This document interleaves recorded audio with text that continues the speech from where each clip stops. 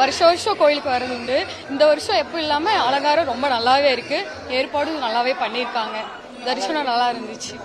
கஜானனம் போதகணாதி சேவிதம் கவித்த jumbo பலதார பட்சிதம் உமாசுதம் சோக விநாசகாரணம் நமாமி விக்னேஸ்வர பாத பங்கஜம். விநாயகர் சதுர்த்தி அன்னைக்கு விநாயகருக்கு கொலக்கட்டை படைச்சு நெய்வேத்தியம் படைச்சு எல்லாம் சாமி கும்பிடுவாங்க. அதான், வேற என்ன பேசுறீங்க? விநாயகர் கோவிலுக்கு வந்திருக்கோம். விசேஷமா இருக்கு, அலங்காரம் சூப்பரா இருக்கு, தரிசனம் சூப்பரா நல்லா மெயின்டைன் பண்றாங்க, நல்லா இருக்கு.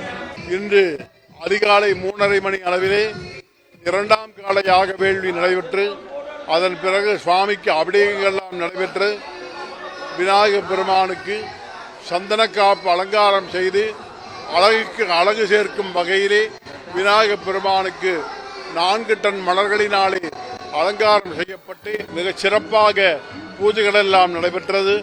விநாயகர் பெருமான் அழகாக காட்சி தந்து கொண்டிருக்கின்றார். பக்த பெருமக்கள் திரளாக வந்து சுவாமி தரிசனம் செய்து கொண்டு போகின்றார்கள்.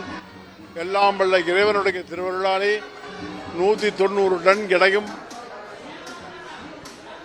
19 அடி 10 அங்குல உயரமும் கொண்ட விநாயகர் பெருமான் அனைவருக்கும் அருள்வாளிக்க இருக்கின்றார்.